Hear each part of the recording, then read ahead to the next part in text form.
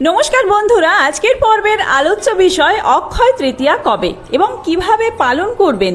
এই দিন কি কি ঘটনা ঘটেছিল আমাদের সনাতন ধর্মে, যার কারণে তিথিটিকে অক্ষয় হিসেবে ঘোষণা করা হয়েছিল।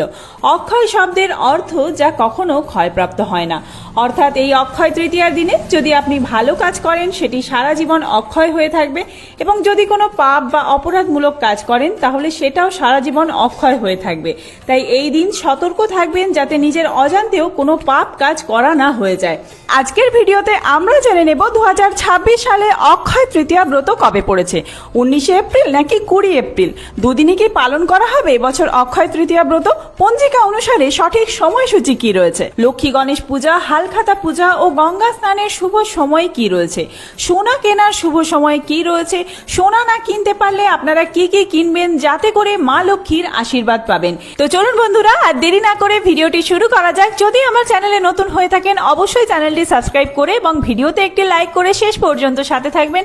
আশা করি ভিডিওটি আপনাদের জন্য খুবই হেল্পফুল হবে। শুভ অক্ষয় তৃতীয়া প্রত্যেক দর্শক বন্ধুকে। ভিডিওটির মূল পর্বে যাওয়ার আগে মা লক্ষ্মীর যারা ভক্ত রয়েছেন অবশ্যই কমেন্ট বক্সে লিখুন জয় মা লক্ষ্মী দেবীর জয়। বাংলার বৈশাখ মাসের শুক্লা তৃতীয়া তিথিটি অক্ষয় তৃতীয়া হিসেবে পরিচিত। তবে কবে পালন করবেন আপনারা অক্ষয় তৃতীয়া ব্রত বা অক্ষয় তৃতীয়া তিথি কবে পড়েছে, 20 এপ্রিল নাকি 19 এপ্রিল? চলুন জেনে নেওয়া যাক। এই বছর 19 এপ্রিল এবং 20 এপ্রিল দুই দিনই পড়েছে অক্ষয় তৃতীয়ার তিথি। বেণীমাধব শীলের পঞ্জিকা অনুযায়ী 5ই বৈশাখ রবিবার 19 এপ্রিল দুপুর 1:14 পর থেকে শুরু হচ্ছে অক্ষয় তৃতীয়া তিথি। 6 বৈশাখ সোমবার 20 এপ্রিল সকাল 10:53 পর্যন্ত অক্ষয় তৃতীয়া তিথি থাকবে। এই পরিস্থিতিতে উদয় তিথি অনুযায়ী 20 এপ্রিল 6 বৈশাখ সোমবার দিন, এই দিনটি সবচেয়ে শুভ দিন অক্ষয় তৃতীয়া ব্রত পালনের জন্য। এছাড়া 5ই বৈশাখ কিন্তু বিকালের পর থেকে অক্ষয় তৃতীয়া পালন করা যাবে, মানে রবিবার দিন 19 এপ্রিল। অক্ষয় তৃতীয়ার দিন গঙ্গা স্নানের শুভ সময় থাকছে সকাল 6:45 মধ্যে। সূর্যোদয়ের পূর্বে আপনারা গঙ্গা স্নান করে নেবেন। 6:45 পর্যন্ত গঙ্গা স্নানের জন্য শুভ সময় থাকছে। অমৃত যোগের সময়কাল কি রয়েছে এই বছর অক্ষয় তৃতীয়ায়? 20 এপ্রিল সোমবার দিন অক্ষয় তৃতীয়া পড়েছে। এই দিন অমৃত যোগের সময়কাল থাকছে সকাল 6:45 মধ্যে, আবার সকাল 10:14 থেকে শুরু করে সকাল 12:51 মধ্যে, আবার রাত্রি 6:50 থেকে শুরু করে রাত্রি 9টার মধ্যে। এর পরবর্তী সময়ে রাত্রি 11:11 থেকে শুরু করে মধ্যরাত্রি 2:05 মধ্যে। এই বছর অক্ষয় তৃতীয়ায় লক্ষ্মী গণেশ পুজো, হালখাতা পুজো বা ব্যবসা বাণিজ্যের পুজো অথবা বাড়িতেও যদি আপনারা পুজো করেন সেই পুজোর শুভ সময় থাকছে সোমবার 20 এপ্রিল সকাল 8:27 থেকে শুরু করে সকাল 10:53 মধ্যে। বেণীমাধব শীলের পঞ্জিকা অনুযায়ী অক্ষয় তৃতীয়ার এই শুভ সময়ে গায়ে হলুদ, সাত ভক্ষণ, আইবুড়ো ভাত খাওয়া, নামকরণ, দেবতার মূর্তি তৈরি, নতুন ব্যবসা শুরু, গাড়ি ও বাড়ি কেনা, বাড়ি তৈরি করার মতো কিছু শুভ কাজের শুভারম্ভ করা অত্যন্ত শুভ। কারণ শাস্ত্রীয় মতে এই বিশেষ দিনে যে কোনো শুভ কাজের শুভ সূচনা করা অত্যন্ত শুভ। অক্ষয় তৃতীয়ার দিন শুধু সোনা কিনলে যে ঘরের লক্ষ্মী বিরাজ করবেন তা কিন্তু একেবারেই নয়। সোনা ছাড়া আপনারা আপনার সাধ্যের মধ্যে কি কিনতে পারবেন যাতে করে মা লক্ষ্মী সন্তুষ্ট হবেন? বিনিয়োগ করুন কোনো স্কিমে, সোনা নয়। অক্ষয় তৃতীয়ার দিনে আপনার পছন্দ অনুযায়ী কোনো বিশেষ স্কিমে বিনিয়োগ করুন আপনার সন্তান এবং স্ত্রী এবং পরিবারের ভবিষ্যৎ সুরক্ষার জন্য। গাড়ি কিনুন। গাড়ি কেনা যেহেতু অত্যন্ত শুভ, কারণ এই দিনে আপনারা যে কোনো জিনিস কিনতে পারেন যা কিনা অক্ষয় হয়ে থাকবে। গাড়ি প্রেমী ব্যক্তিরা এই দিনে গাড়ি কিনলে ফিরতে পারে আপনার সৌভাগ্য। বাড়ি এই দিন কিনতে পারেন, কারণ বাড়ি কেনার পরিকল্পনা যদি আগে থেকেই থেকে থাকে তবে এই দিনেই কিনে ফেলুন। এতে মা লক্ষ্মী তুষ্ট হবেন এবং ঘরে লক্ষ্মী বিরাজ করবেন। জমি জায়গা, ভবিষ্যৎ সুরক্ষার জন্য এই শুভ দিনে কোনো জমি বা ছোট্ট জায়গা কিনতে পারেন। এতেও মা লক্ষ্মী তুষ্ট হবেন, ফিরবে আপনার সৌভাগ্য। এর প্রয়োজনীয় জিনিসপত্র অক্ষয় তৃতীয়ার দিন বাড়ির কিছু প্রয়োজনীয় আসবাবপত্র এই সমস্ত আপনারা কিনতে পারেন। সোফা, ঘর সাজানোর সামগ্রী, টিভি, ফ্রিজ, ওয়াশিং মেশিন, বাসনপত্র ইত্যাদি।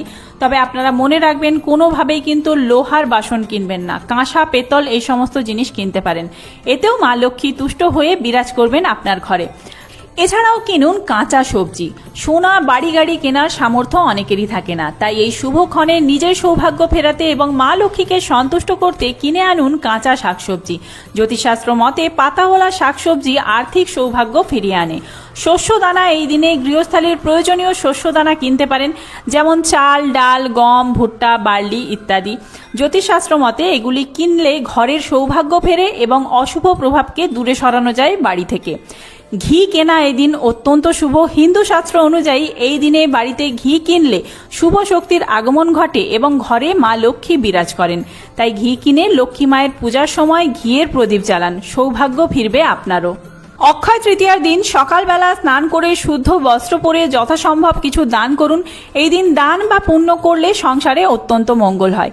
এই দিন সোনা, রূপা বা যে কোনো ধাতুর কোনো জিনিস গৃহে ক্রয় করে আনা অত্যন্ত শুভ। সোনা কেনা সম্ভব না হলে রূপো, তামা, কাঁসা এই সমস্ত জিনিস কিনতে পারেন, তবে লোহার তৈরি জিনিস অবশ্যই কিনবেন না। অক্ষয় তৃতীয়ার দিন রাধা কৃষ্ণের চরণে চন্দনের ফোঁটা দিন। এই দিন বিবাহিত মহিলারা সাধ্যমতো কয়েকজনকে আলতা সিঁদুর দান করুন, এতে আপনার সিঁথির সিঁদুর অক্ষয় হবে। অক্ষয় তৃতীয়ার দিন তামার ঘট, নারকেল, সুপারি ও চন্দন কাঠ দান করুন। এবার জেনে নেওয়া যাক পৌরাণিক যুগ থেকে এই অক্ষয় তৃতীয়ার দিনে কোন কোন গুরুত্বপূর্ণ ঘটনা ঘটেছিল, যার সূচনা এই অক্ষয় তৃতীয়াতেই হয়েছিল। এই দিন বিষ্ণুর ষষ্ঠ অবতার পরশুরাম জন্ম নেন পৃথিবীতে। এই দিনই রাজা ভগীরথ গঙ্গা দেবীকে মর্তে নিয়ে এসেছিলেন। এই দিনই গণপতি গণেশ বেদব্যাসের মুখনিসৃত বাণী শুনে মহাভারত রচনা শুরু করেন। দেবী অন্নপূর্ণার আবির্ভাব ঘটেছিল এই দিনে।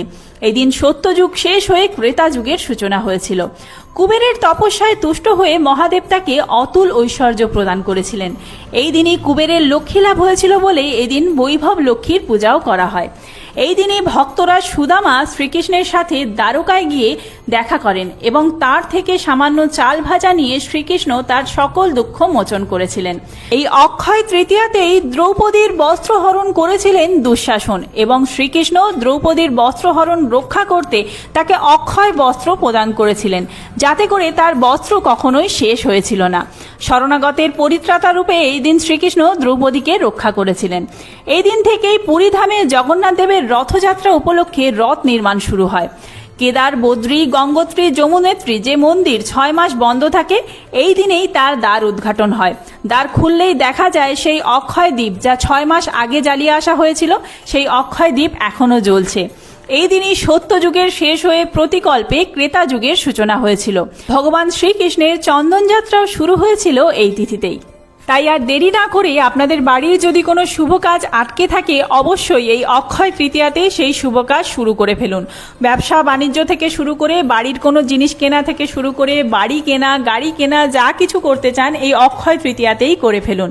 আর এই দিন অবশ্যই নিরামিষ আহার গ্রহণ করবেন মা লক্ষ্মী এবং গণেশের কৃপা পেতে। সাথে আপনারা এই দিন মা লক্ষ্মী এবং গণেশের অবশ্যই পুজো করবেন। একটি বেলপাতা আর লাল জবা ফুল রাখবেন গণেশের জন্য, আর মা লক্ষ্মীর জন্য রাখবেন পদ্ম ফুল। খুব তাড়াতাড়ি নতুন কোনো ভিডিও নিয়ে আসছে। এই অক্ষয় তৃতীয়া বিষয়ে ডিটেলসে ভিডিও আসছে। আপনারা বাড়িতে কিভাবে পুজো করবেন সেই পুজো পদ্ধতি নিয়ে ভিডিও আসছে। সেই সমস্ত ভিডিও দেখার জন্য অবশ্যই চ্যানেলটি সাবস্ক্রাইব করে সাথে থাকবেন। আর এই ভিডিওটি যদি হেল্পফুল হয়ে থাকে বন্ধুদের মধ্যে অনেক অনেক বেশি শেয়ার করবেন।